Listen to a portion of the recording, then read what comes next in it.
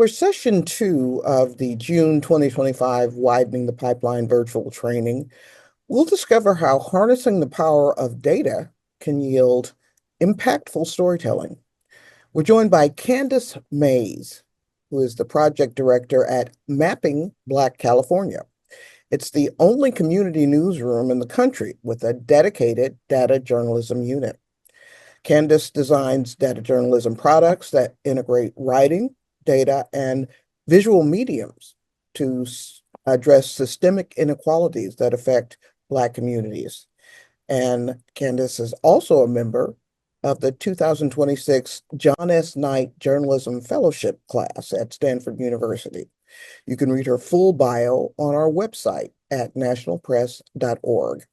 Candice, thank you so much for joining us. Thank you for having me. I'm really happy to be here. So, as I told you during our prep conversation, your LinkedIn description of yourself and your own biographical uh, description of this moment in journalism was fascinating to me. So, I know you've prepared a presentation for us, but give us a little insight into your background uh, before we get started. Absolutely, sure. Yeah, it is interesting. It's fascinating for me to try to put it together, to be honest. My background is in education and creative writing. I was a literacy teacher with the New York City Department of Education for 3 years. As well as I got it afterwards leaving, I got an MFA in creative writing from the University of Miami, where I also taught rhetoric and composition and creative writing at the collegiate level. So my background is primarily in education and storytelling, and I really think that's the bridge that the skill set and the interest that I bring over into data journalism is from a storytelling front. I call myself a transdisciplinary storyteller because, as I said, my background's in creative writing. Through our media work, I've learned that I'm very good at also crafting stories out of visual mediums and not necessarily moving ones. And I'm referring to things like ad campaigns and things of that nature. And then also with data, I'm very intrigued by maps and data visualizations as a storytelling tool and all of the ways that you can play with data and be creative about what is and is not data. We're going to talk about that a little bit more today in order to tell authentic stories of history, of community, and of culture. And so a new title that I've added to transdisciplinary storyteller that I'm working on owning is also creative technologist. There are so many tools out there, as we all know, and these tools can be used to cause problems, as we often hear about, but they can also be used to solve problems, including the absence of stories from our communities when in the hands of people with authentic intentions. And so, with my journey into journalism, it and in data journalism, I always, when I first started this job, I would say like, "Oh, I have an unorthodox path into map making." But then, so did all other map makers. Like many map makers are in map making because they were working on something and they needed a map and it didn't exist, so they had to learn how to make the map. And I would hear that repeatedly. And that's part of how our data journalism unit started with the newsroom. So I kind of stopped having like explaining it that way. But when I look at the common threads in addition to storytelling, was also being Black and from California living elsewhere, and not realizing how proud I was of where I was from until I lived elsewhere and talked about it probably to the point of being a little obnoxious. Um, and so in coming back home and finding a place where like that was exactly what we wanted to do was tell the authentic story of what it meant to be Black and from California, even as someone with that it does not consider myself like a scientist, it was a perfect fit because of that. Well, now you all see why I thought it was such a good idea to have Candace join us. So I'm going to turn it over to you. Please take it away. Okay, I'm gonna share my screen. All about the you. That's so funny. Trey, I once had a flight attendant, and then I will get on topic, Rachel. I had a flight attendant. I was like half asleep, and she said, "Ma'am," and I like looked up, and she was doing this, and I was confused. And then she was like, "All about the you." I was an art student, so I was like, "Oh, yeah, yeah, yeah, okay." Yeah, no, it's a film. We're everywhere. So Oh, anytime weird. I Yeah, okay, that explains it. Yeah, weird things happen when you go to a football. That was my first football school too. So school too. So weird things happen when you go to a football school that I didn't realize. So as Rachel mentioned, I'm Candice Mays, Project Director of Mapping Black California. She stole all of my intro lines about us being the only community newsroom in the country, to our knowledge, with a dedicated data journalism unit. Um, Today, of course, I'm going to walk you through um, the founding of our organization and also the work we do, why we do it, how we do it, and ideally teach you or provide you a couple of tips for how you can get started on your own journey with data and data journalism. You do not have, there are ways for you. I feel like sometimes, especially coming from a writing background, data can be really intimidating, spreadsheets can be really intimidating, and partnerships can take you a long way, even if your newsroom does not offer the resources. There are lots of people because of the vehicle of storytelling and the access to getting a broader audience. There are many data people who are very interested in partnering. So I hope to talk about that as well. Um, as Rachel mentioned and I discussed, my background is in education and in creative writing. So when I moved back home to California, my goal was to work part-time to finish my book. And so when I got this job with Mapping Black California, our publisher, Dr. Paulette Brown Hines, who there'll be a slide from her a little bit later, she'd said, "Oh, we have this project. It's kind of an experiment. We need someone to focus on building it out into a real thing. Are you interested in doing that? It's about making maps." And my work as a creative writer involved trying to look at maps and see where Black migration did and didn't go and what rail lines people took and things of that nature. And so I said, "Oh, maps, that's really cool. Yeah, let's do it." Not having really any experience in map making. In fact, she kept using the acronym GIS, and 2 weeks in, I had to say, "What is GIS?" And she explained it was Geospatial Information Sciences. And I was like, "Oh, that makes sense." And so I really came into it from a kind of like a Pollyanna point of view. And then what I quickly realized is without data, you can't make maps. Like the map is the vehicle through which you communicate the data and what it means to a broader audience. But the data is the most important component because if you don't have it, then you don't have a map. And upon our work, I quickly realized that data has a race problem because publicly available data often fails to reflect what's happening in Black communities and other communities of color through the lack of detailed data, disaggregated data, or information that is outright excluded from data reporting. An example I can use is Black Voice News is a newspaper in the Inland Empire of Southern California that's Riverside and San Bernardino counties. Some of you may have heard of our Riverside Sheriff, Chad Bianco. He's grown quite a national profile. He's been on TV on a number of conservative outlets. He is now running for governor. Our executive editor is very opinionated about him in her weekly op-eds, and when she does have opinions, she receives very interesting emails from the general public.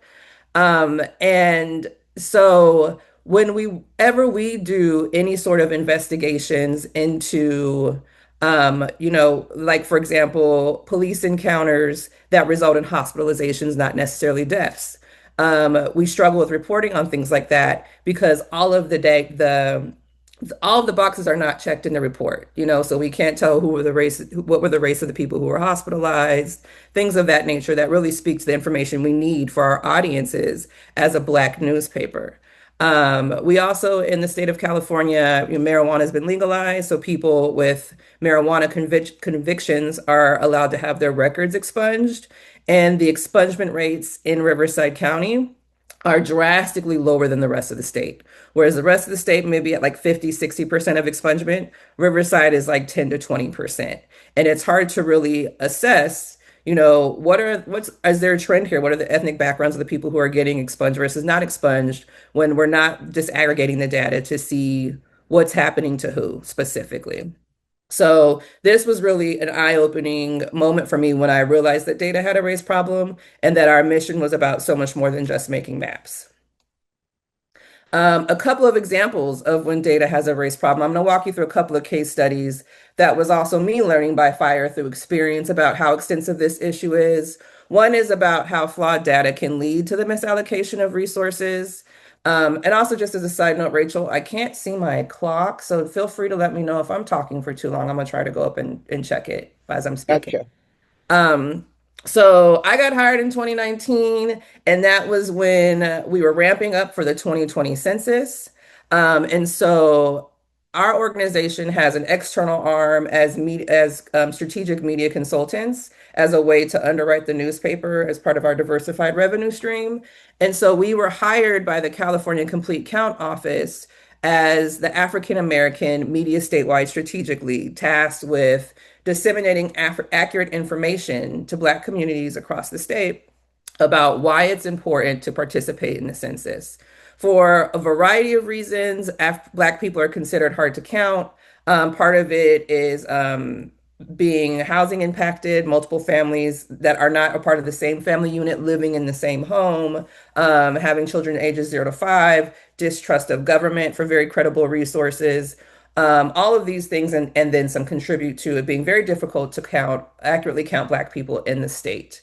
Um, the irony of this was while the state had a hard to count map that showed where in buckets hard to count people lived, that map was not disaggregated by race. And because the map was not disaggregated by race, had we used that map to identify where to disseminate information and focus our efforts, we would have misallocated resources. Because, for example, San Jose is statistically a very culturally diverse area. So the state's map identified it as an area of focus. However, San Jose's Black population is practically zero. So if we were to go by that map, we would be disseminating information out into the ether to nowhere because our audience does not live there anymore. Um, and so what we had to do was we had to develop our own map. And that meant securing disaggregated data. That meant going out and looking for that data it's ourselves. Very fortunately, there was a retired Black sociologist from University of California, Riverside, which is our local institution, who had the data. And we heard in a very Black way through word of mouth about this academic who had this data. And then my map maker at the time had to go to this man's house and sit in his living room to ask him for the data. And through that, we were able to develop a statewide hard to count map that identified the densest area, the highest concentration of Black people across the state, and we had narrowed it down to 9 places: San Diego, the Inland Empire where I live, Los Angeles, a few communities in the Central Valley, the San Francisco Bay Area, really Oakland, and then Sacramento.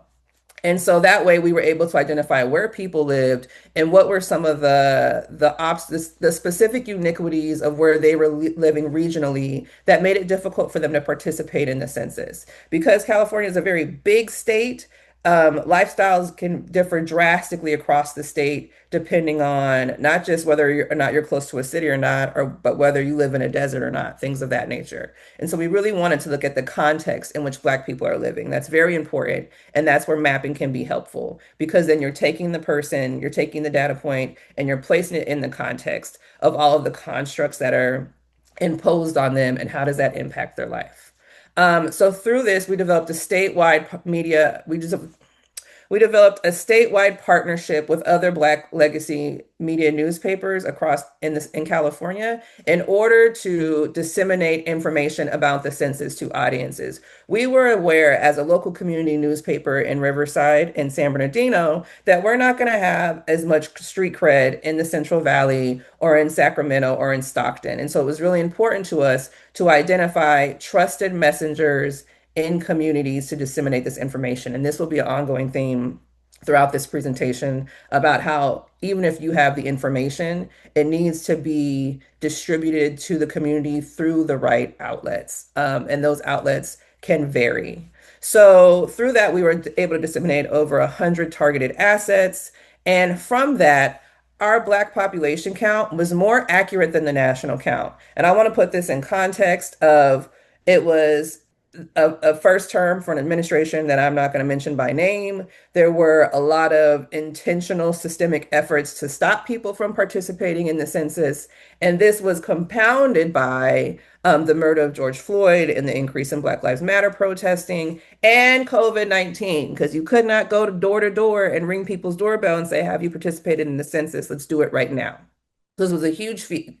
While the nation's undercount of Black populations increased from 2.1% in 2010 to 3.3% in 2020, our undercount was only off by 1%. And that's even though 30% live in hard to count areas identified by our map. So this is an example of how using data to identify where people are, what their needs are, and then developing storytelling and other assets to communicate information to them through the right vehicles is in fact effective. Another example from the same time period, and I always use these two examples, even though now it's going on 5 years, because it teaches me lessons today, and these issues still impact us today. And so flawed data is and how it puts Black communities' lives at risk. During the early reporting of COVID-19 in 2020, there were a lot of like myths and rumors flying around through disinclusion and the spread of misinformation about what was happening in Black communities. There was the thing of Black people couldn't get COVID-19.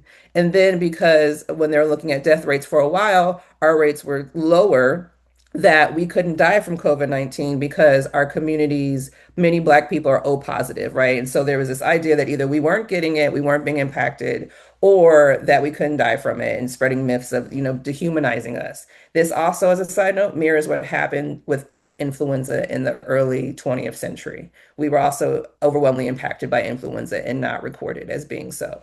And so in reality, we knew that there was a difference, right, from our lived experiences of hearing what was happening in our communities, what was happening to family members, friends, and so forth. And when we did our work, we realized there was an increased likelihood of being impacted by COVID-19 because Black people have an increased likelihood of being a low-wage frontline worker, which increases your susceptibility to contracting the virus. Well, our work in the census taught us that we're also more likely to live in dense multi-generational housing, where you can then bring home the virus to higher risk populations like the elderly. So not only are we more likely to contract it because we're more likely to be on the front lines, we were also more likely to then turn around and spread it to, the individuals we want to keep the most safe in our homes. And so we had to really look at the data in order to see how it was impacting our communities. So what we did was we developed the dashboard that you see over to the right, in which we looked at how COVID-19 was impacting Black workers in the state of California. This was the first dashboard published disaggregated by race, looking specifically at Black communities. And so in 2022, however, once the fear around COVID-19 died down, the state stopped publishing worker data disaggregated by race. And so we had to depreciate our dashboard. Um, Also in 2022, we had the privilege of having a private audience with Attorney General Rob Bonta, and we advocated for greater disaggregated racial data access. We were at the Inland Empire Community Foundation. I was presenting that I'm showing you today. And I said kind of flippantly, because it's what happened, by the way, we had to depreciate this dashboard because the state stopped publishing this data disaggregated by race. Um, and when I said that, the Attorney General's eyes got really big. And it was the really big of you seeing someone who's like, oh, I didn't know this.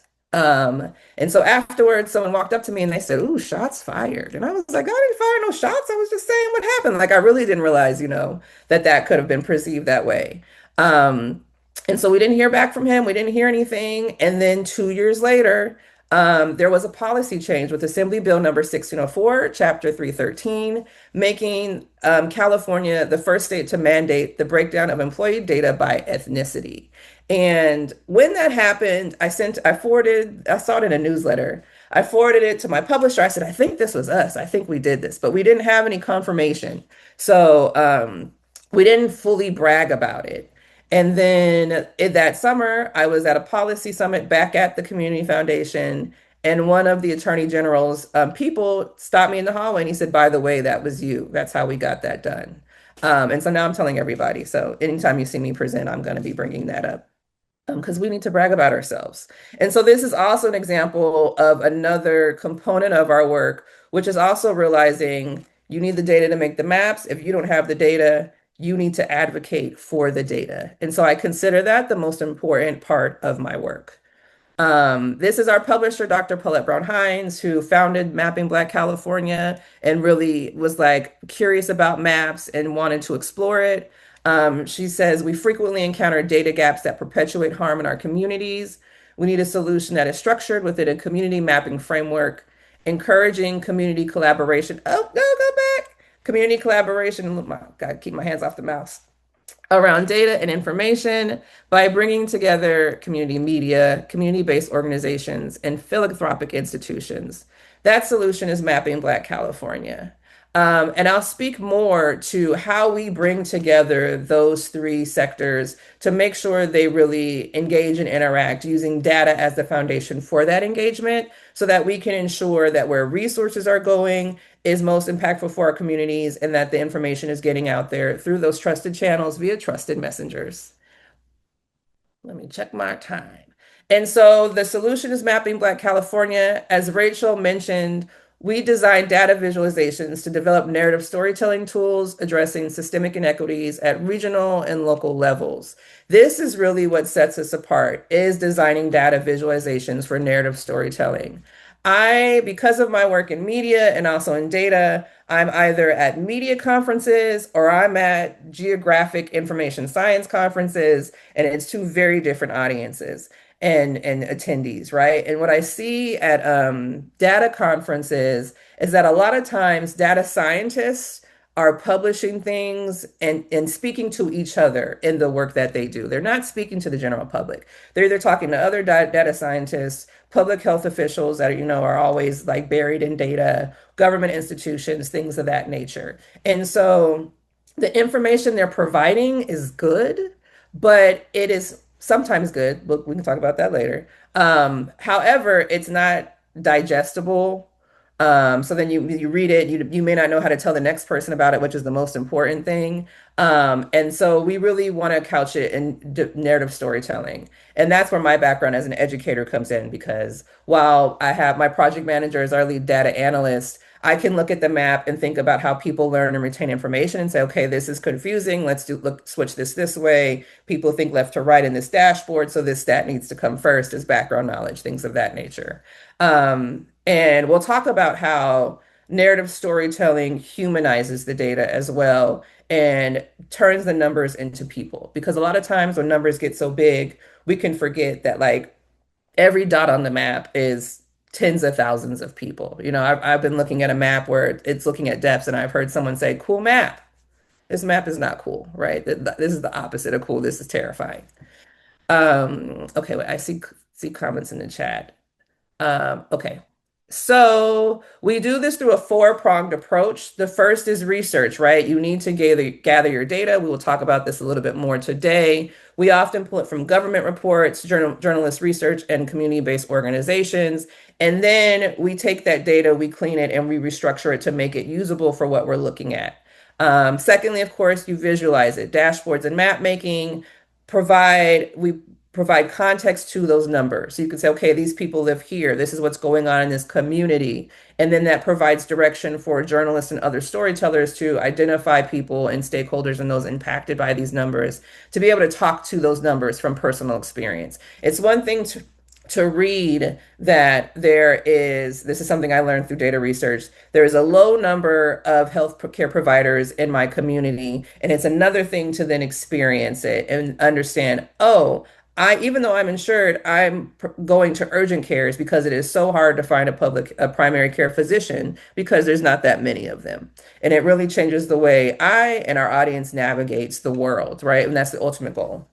Secondly, you then have to amplify the visualizations. You have to make sure people are seeing them. I know all of you as journalists understand this as well. You got to write the story and then make sure people read it. So we share this through a variety of channels, primarily, of course, through our newspaper, Black Voice News. We also partner with other newspapers to disseminate storytelling and visualizations. And we also developed a statewide database of Black-led orgs. That's over 600 plus organizations. And we leverage those partnerships to disseminate the information even further, whether it's the maps themselves, data, storytelling, all of the above. You have to be really creative when you think about what your network is and how you're gathering information and also how you're distributing it. And as I mentioned before, advocacy is, in my opinion, the most important part of the job because people can't fix a problem if they don't know it's there. And through my experience with the Attorney General, it taught me something really, really nuanced or eye-opening, which was that sometimes, it is about being loud and like, being like, they're going to do X, Y, and Z. And other times, it's simply about communicating a need.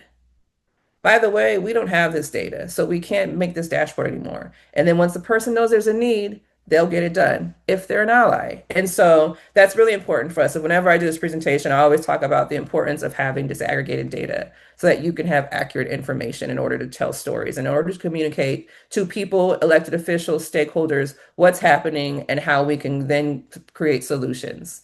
Um, and so one of the most important things to do is align data with community narratives. It's really important to make sure that you're building trust with your community because the information only goes as far as the community is really willing to talk about it, right? You want to make sure that it goes into the funnel and is a part of the conversations in conversations you don't know about, right? Like conversations in people's living rooms. That's where the real movement happens.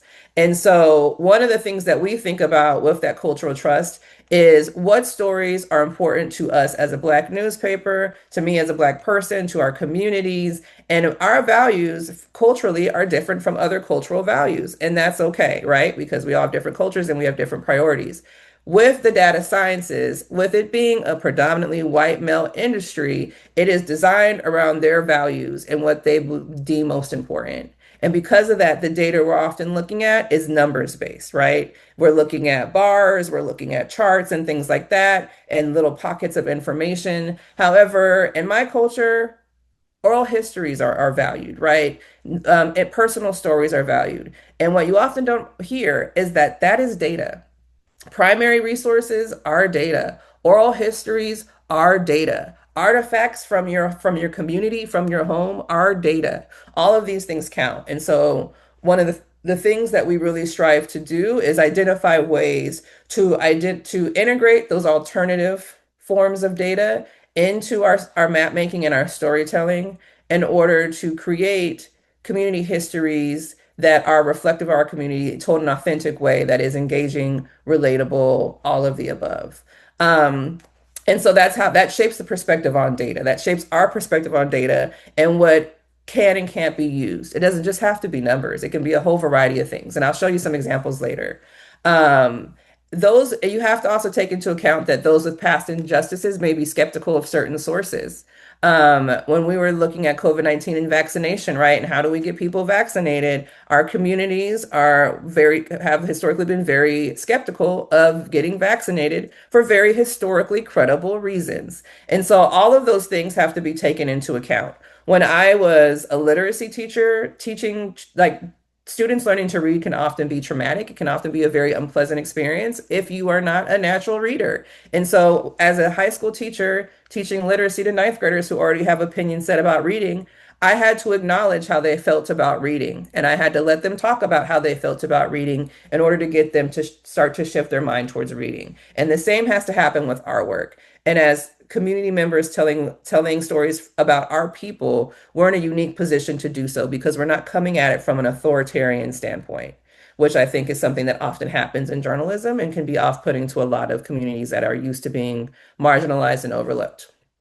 You need to align data sources with respected, trusted organizations and consider if they are identity inclusive or generated by members belonging to those communities that you're telling stories about. So this is where that partnership comes into play of like, who are you bringing into this conversation? Who are you bringing in to participate in this work and participate in this effort? And this is where a reciprocal relationship begins to form, right? If I might seeing that, oh, there's this trend of a lot of people in this community developing respiratory illnesses due to proximity to warehouses. Who's working with this community? What public health organizations working with this specific community? And how can I work with them and get them to want to engage with us so that it's mutually beneficial? How can we develop relationships that are not just extractive is really important.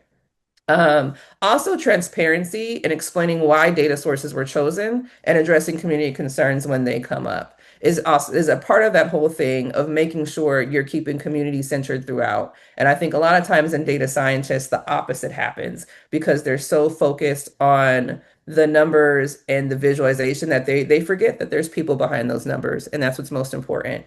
And then being open to community feedback to ensure data is meaningful and acceptable An example of this is when we began to develop our Black-led orgs database, and there was no statewide list, and we had multiple clients asking for a statewide list. And so we finally were able to get funding to begin developing one. But because there was not a statewide list, we had to like really do some unsexy work of like some deep Googling to try and find Black-led organizations that may not have had a high profile across the state. We had to pick up the phone and call people who didn't have websites or who were missing certain information on their websites in order to make as robust a data set about Black-led orgs in the state as possible. And as a result, because of human error, we're missing some things. And so on that database, we say at the bottom, hey, are we missing your organization? Or do you know of some other organizations that are missing that should be included? Submit here. We are acknowledging this data set is a work in progress. We'll continuously need updating, and we need your input in order to make that happen. And this is also a way to not just gain the public's trust in data, but to gain their own investment and buy-in into data and why it's important. So here's a case study about what I was speaking of before about how oral histories are data too. I mentioned that I'm from Riverside County. Specifically, I am from Moreno Valley, California, which is the blackest city in the Inland Empire. Since then, it's shifted a little bit. I believe we are now the blackest dense, and Victorville has the highest black population. But our map is called the blackest city, so we're gonna keep going with that. So Moreno Valley, when my family moved out here, was a predominantly white community. And as more people, particularly Black families, begin to move east out of Los Angeles into Moreno Valley for a variety of reasons, we saw white flight. And with that, the storytelling and the narrative around our community changed drastically.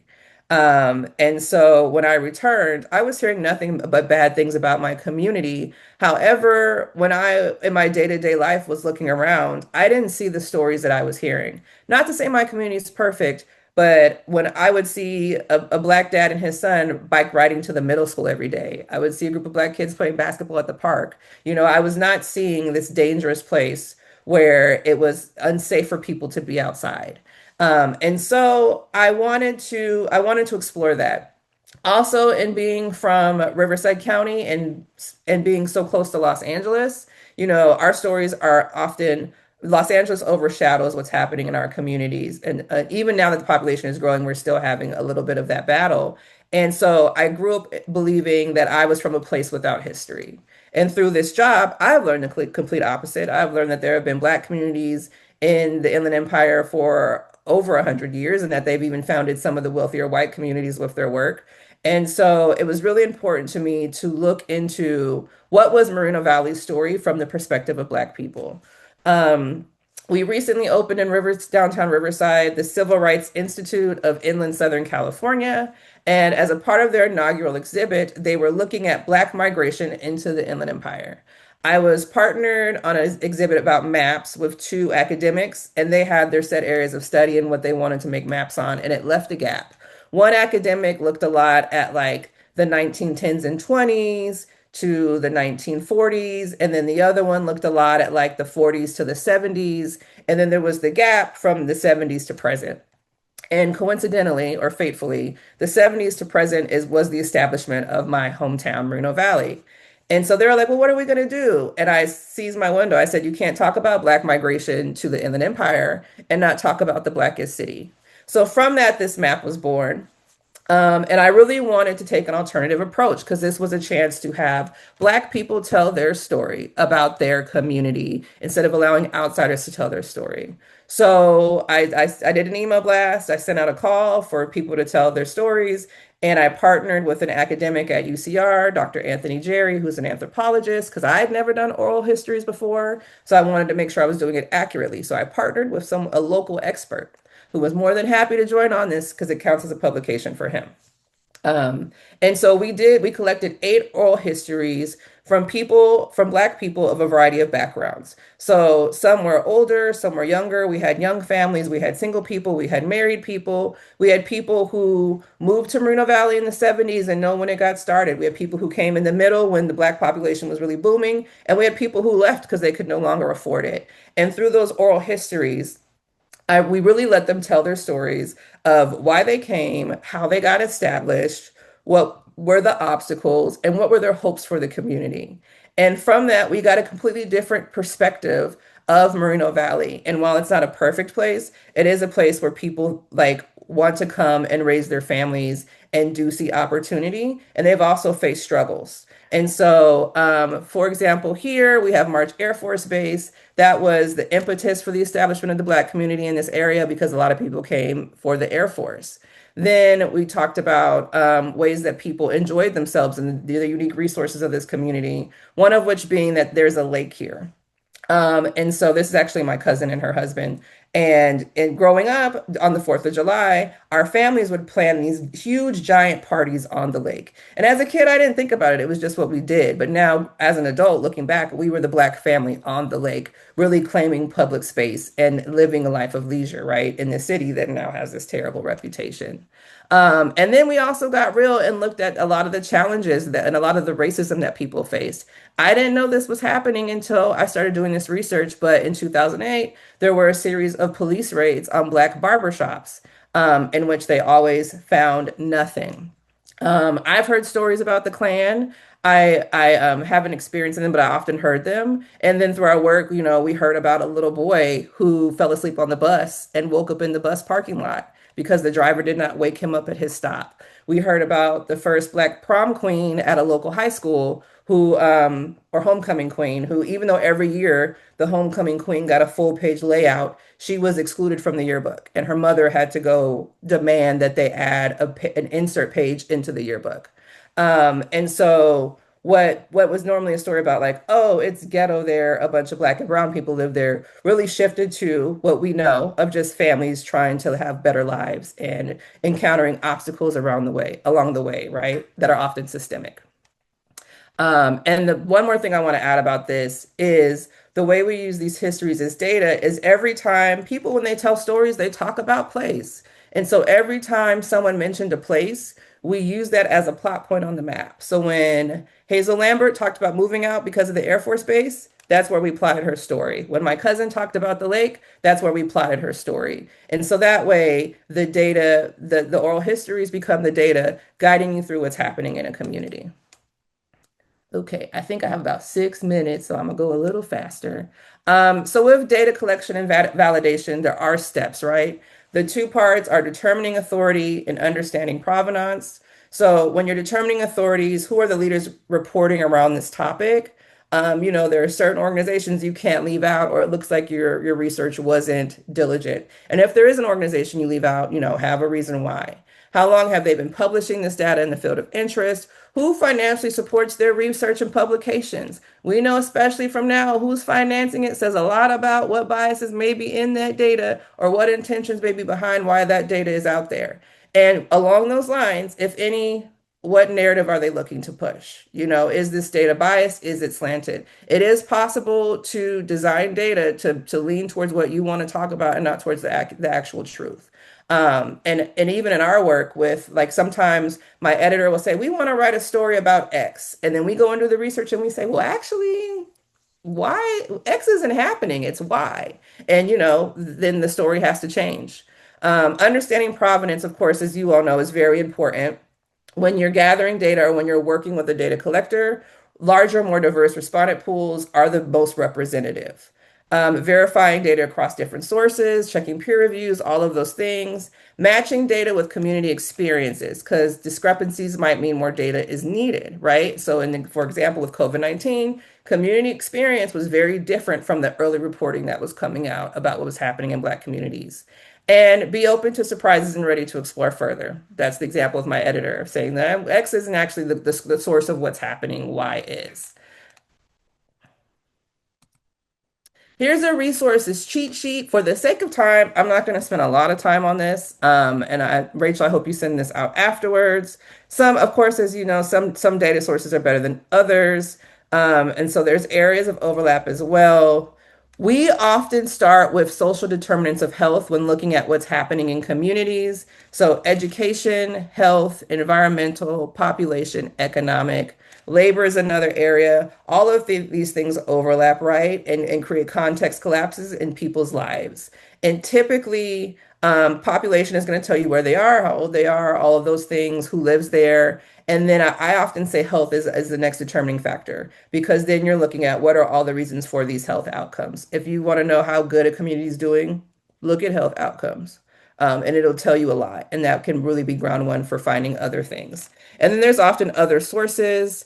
Um, Community foundations have organization lists. Don't underestimate your local organizations as resources, whether it be for not just for storytelling, but for data, for any sorts of thing, even for dissemination of stories. Your community-based organizations are going to be one of your strongest vehicles. A case study of connecting audiences with data is the Listening to Black Californians campaign. The Community Healthcare Foundation did a statewide survey of Black Californians about their experiences in the public healthcare system. They surveyed over 3,000 Black Californians as part of that example of a broad, diverse data pool, asking them about how they navigate the system. And the findings were very interesting. As primary to public opinion, Black people care about their health. They're actually very open to alternative forms of medicine and healing. And they are also like increasingly understanding of the importance of mental health care and, focusing on that in order to regulate and ensure the rest of their body is healthy. And so from that information, the foundation was really prioritizing ensuring that something came out of that research, that we're not just extracting your stories of trauma and your experiences with doctors, but that we're developing something that can be used for you. And that's where we came in. And we took the data and we examined it to identify trends of like what were the needs of people who are navigating the healthcare system. Because of the Affordable Health Care Act in California, Black people are overwhelmingly insured, like 90%, but the healthcare system is complicated, and I can attest to that. And so we developed the How Do I campaign that provided a variety of resources to help them navigate that system, right? So how do I find a doctor that's right for me? How do I know what questions to ask when I go into the doctor? How do I be prepared? Things of that nature, where we developed a variety of assets that we wanted to disseminate to them. Now, Mapping Black California has a background in data. We're not known as like the go-to people for public health for Black communities. And so we wanted to partner with a trusted messenger that has a reputation and an accurate and trusted reputation for communicating what's good for Black communities to Black people across the state. And so we partnered with the California Black Healthcare Network, which is a statewide network of hundreds of Black public health organizations working in communities on the ground at the grassroots level. And we stood up this How Do I campaign page where community members and community-based organizations could access this information and repurpose it for the people that they serve. And so this is an example of connecting audiences with data is through storytelling that was developed from this, but it's also through additional resources that we provide to community-based organizations to help them work with their populations. Here's a list of tools and platforms for creating visualizations. The data visualization catalog, the data visualizations catalog is a good start. This will show you what kinds of charts exist, what kind of maps exist, data needs, how audiences understand them. I always say the data dictates the form. So it may not always be a map, right? Or it may be a different kind of chart versus another. And it's really important to develop an understanding of what use something is best for. Through our work with COVID-19, I learned dashboards are a terrible way to communicate information to the general public. It really is. And so we don't really make too many of them anymore for the general public. For clients, private clients, we'll develop those, but not for our audiences with the newspaper because it does not, it's a difficult tool to show them how to navigate through the data because you're just looking at a cluster of data in one spot. There's Flourish, there's Canva, ArcGIS Online, which is software developed by Esri, is one of our primary partners and one we use a lot. They make plug and play tools to make map making very easy. If you are someone who's good at teaching yourself things, then ArcGIS is perfect for you. They also have an expansive repository of data sets available. So If when you're looking for things, you might want to start there, and they will have it available to you. And here's a list of other ones. The other thing I want to say, oh, did I just blank on what I wanted to say about repositories of data sets? I did. Maybe it'll come back to me. That's so frustrating. I just blanked on it. I'll come back. Hopefully during Q&A, I'll remember what I wanted to say. And then here are some other resources as well for creating data visualizations. And it's really about assessing your needs, your learning level, and then what do you need for what you're making. We don't always use ArcGIS online. Sometimes we use Flourish for things. Sometimes we use Tableau. It really just varies. So that's my presentation for today. Please check us out. Our website is mappingblackca.com. You can also these are direct links, but these are all available on our website. You can access our California Black Led Orgs database, our Combating Racism as a Public Health Crisis platform, which is combatingracism.com. You can see it in the GIF to the left. We gathered all of the declarations of racism as a public health crisis in the state of California made at the city level or the county level. We mapped them. We developed a scorecard assessing the thoroughness of those declarations. And then we also authenticated the declarations and any information pertaining to those declarations on blockchain. So that way, if a county or a city is like, that's not that important anymore, we don't have to do it. Yes, you do, because we authenticated it and you made the promise. Or something as simple as link rot, where if a developer updates a web page or a website and that page crashes and no one notices, how can you access it? So we've made it permanent on blockchain. And then also, of course, our parent publication, Black Voice News. Thank you so much. Absolutely terrific presentation. Thank you so much. While I wait to see if there are any Zoom hands that go up, I wanted to ask you a quick question, and that is, again, given this current climate of anti-DEI and people sort of being hesitant to lead with those kinds of issues, what is the take at your publication about, the legs this issue will have, or whether you're meeting some resistance to these kinds of stories? That's a good question. So far, we've been fortunate that we haven't encountered too many issues. One of the things that I really lean on, though, we have an organization that does tours of a specific nature, and the focus of those tours is on the Underground Railroad. However, it's about they lead with it being about professional development and with teachers.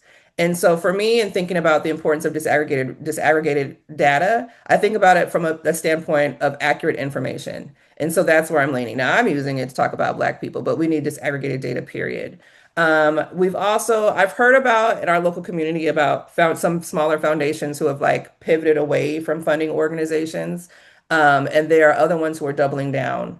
And those ones who are doubling down are also talking about ways to combine resources, band together, and also interact with those other funders about like why that's happening and what the solutions could be. So I don't honestly have any like hard and fast responses to that at the moment, but we also the diversity of the work that we do plays into that. And by diversity of the work, I mean we have an internal and an external arm. So internally, we work with our newsroom developing stories, and we fund those primarily through grants. And then externally, because we have a specialty, we also have a consulting arm. And those consulting contracts are not always focused specifically on Black people. And so our clients come from a diverse span of backgrounds and interest levels. For example, most recently, we wrapped a contract with Orange County working on a statewide initiative called California Jobs First. And Orange County doesn't have a lot of Black people, right? However, we're still able to provide that lens of looking at where do people live and what's happening in those communities where those people live, not just ethnically, but spatially and as far as like resource economic standpoint. We do have a couple of hands now, so let's go first to Gabriel and then Kirti. Introduce yourself to Candace. Hi, Candice. Thank you so much for this fantastic presentation. I'm also from the Inland Empire, so we should get one. Um, I'm the data journalist at CNBC, and my question for you is, how do you stay current? Is it because some of the stuff that I made earlier in my career, when I was first learning like ArcGIS and stuff like that, they've broken. They 'Cause sure do. and now I don't have a ton of professional development. Part of that is because I'm fully remote. But how do you stay current on new products? What's breaking? In terms like old stuff that we've used that's breaking, like what are the new products? I mean, do you have any advice for keeping up to date with all of the new stuff that we can give to our readers? That's a problem that we're actively figuring out because we're a small team. It's primarily two of us, and then depending on the workload, we'll, pivot in various freelancers. And so, like for example, when I was putting together this presentation, my project manager helped me with the slides, and then I was like going over them this morning, and I was swapping some things out. And when I was talking about the census, I wanted to put in the map, and the map was broke, and I was like, ah, and it's like it's too, I can't get it fixed now. So we also encounter those things, right? And sometimes we don't know it's broke till you click on it because to your point about updates and things of that nature. So that's an ongoing thing. And in our brain, it's like we'll have a system where we'll check things regularly and capacity makes that difficult to your point. So we're struggling in that area too. But when I see it broken, I email and say fix it. Um, on the note so that's one part. On the note of staying current with new tech, I would recommend, I talked about Esri a little bit. There's other resources, but as I said, Esri is kind of the most plug and play thing for mapping, to my knowledge. They have a big conference every year Mm. in San Diego called the User Conference. And that is like map making central. It's international. There's people who come from all over with a variety of experiences. So you can go there and take a workshop to learn how to make a map all the way up to like, hard level coding with Python. And their conference is really where they launch a lot of their new products and talk about new things. So I go there my job as a project director, is landing contracts and shaping the product into a story. And then my map maker leaves with like all these new things that we can use and do and use. Um, the other thing that I do is I attend other conferences that aren't specifically directed towards map making. One of a good avenue that's been for me is media conferences that talk about tech and AI. Because through that, like, because since I've entered this kind of in a backdoor kind of way, I'm often learning as I'm sitting here. And in any job, you're doing that, but I'm really learning as I'm like going, right? And so through those conferences, like I said, I learned data. Without the data, you can't make the map. I also, the point I made about data being what people want access to and the map being the delivery tool was like a revelation that I just recently had in the sense of like, we can make maps and other things with data. So now I want to do a deep dive into what are all the other things we can do with data and how can we get that to people as a part of that staying current. I think we have to the tech is constantly evolving, so we have to be constantly evolving with it. And this may not be to your question, but I'm going to say it anyways. With AI, it's very intriguing because they're developing it in real time as they're releasing it to the public. And normally with tech, that does not happen. Normally they perfected it, figured out how they're going to monetize it, and then they send it out. But AI, they're doing the opposite. So it's the perfect time for people to get involved and learn as they're learning because it's a new literacy skill Mm. that everyone's going to need to be literate in order to stay current and stay competitive. And I think about that with all the tech forms. So if data, as I'm becoming more and more data literate, and it is my job to make sure our readers are also data literate through what we're teaching them with this work. Because as you're publishing these stories, you are teaching them how to read the map. You are teaching them how to read that chart within that story.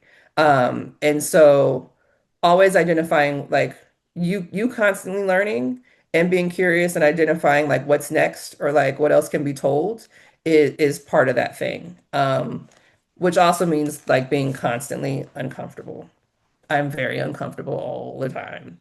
Every time I get asked to speak, I am so uncomfortable because I'm still learning so much. I love that definition of this being the new literacy and being comfortable with being uncomfortable. I like that. Kirti has her hand up. Hi, I'm Kirti Gopal. I'm with Inside Climate News. This is such a great presentation. Thanks for coming. I report on environmental health issues, so definitely a lot of the things you mentioned about lack of like locally specific data is something that we run into a lot.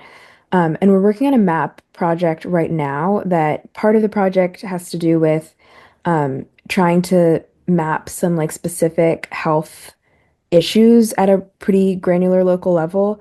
And there's like some of this data available through our Department of Public Health. In this is in Chicago.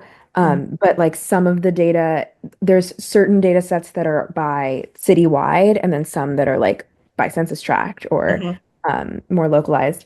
And I'm curious if you have any advice for other sources where we could get like some of that more specific, like some, for example, looking at like rates of asthma hospitalization by like specific neighborhood. Like some of that data isn't super um, necessarily reliable or localized, and then Mhm. other things like lead poisoning or like lead exposure, things like that.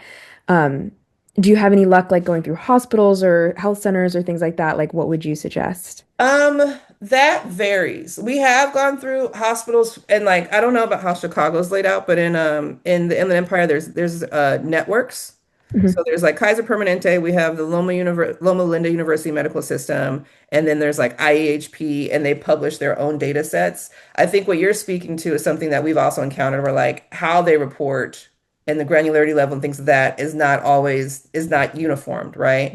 Yeah. And so what I want to do is I'm going to put my email in the chat, email me, and I'll introduce you to my data analyst because she can talk through that troubleshooting with you better than I can. Because while I have a couple of thoughts that are coming to mind, being that you want to report it, because my first thing is like, okay, well then do city, but like because and we're statewide, right? So oftentimes that works, but because you're talking about Chicago, that's not going to be as effective. So I think about like, can you do zip code level? I don't know how many zip codes are in Chicago, things of that nature. So I'll put my email in the chat right now and then email me and I'll link you to her so that you two can put your heads together. Awesome, thank you. You're welcome. Well, seeing that there are no other hands up, I'll do a last call and then say, again, what I appreciate about your presentation is the accessibility and the fact that the ability to pursue this type of journalism is possible. And but more importantly, let's end on a note about storytelling. Restate your connection between data and telling stories for us. Stories are how you communicate what the data is talking about. Stories are how people learn. They're how they digest information. They're how they remember information. So putting a stat out there is one thing. Putting a series of stats out there is another thing. But when you tie it to a person, I may not remember that 18% of Black people have X, Y, and Z, but I remember the story about that person, right? And that person is reflective of a lot of other people in my community. And so the storytelling is the vehicle, is ultimately how it arrives in a person's brain and it lives there. I once sat in on a presentation where we were going after the next person, and in putting together the PowerPoint, even I want a story in the PowerPoint, and I'm always pushing that on my data analyst of like, how are we arcing this? How are we organizing this information? How are we thematically connecting it? Because the general audience is gonna follow the themes, right? They may not follow the actual specific plot points or like data points. And before that, we had an academic present, and she just did slide after slide of data after data after data. And I was bored. So if I'm bored, somebody else is going to be bored, right? And my data analyst went over and said, "Good thing ours has a narrative." And so I really think about that. The data is talking about people's lives, and the storytelling is where people's lives are able to be, their stories are able to be told, and their lives are able to be acknowledged and validated. It can become very easy to hide behind data and not have to interact with the people that are calculating up this data, right? Whose stories are creating this data. And I think storytelling breaks that barrier between that, right? The other thing I wanted to talk about, and maybe this is where I blinked, I know it's 1:30, is that might have been where I blinked talking about data sets, is if your background's not in data sciences, I'm a literacy teacher, right? I have access to an analyst, like there are academics at universities doing a lot of this research who are always looking for ways to publicize this research, to develop storytelling around this research. They may even design a class around what you want to research. We have had this happen, okay? And they are tripping over themselves to work with you to design these classes and to put their students on this work. So, really looking into all of your resources and be creative about all the information that could be out there is also recommended in that. Candice Mays of Mapping Black California, thank you for an incredibly powerful discussion. And we wish you well moving forward into your Knight Stanford Fellowship as well. And we hope you'll come back and talk to Widening the Pipeline again. Thank you so much. I hope you'll have me back. Take care.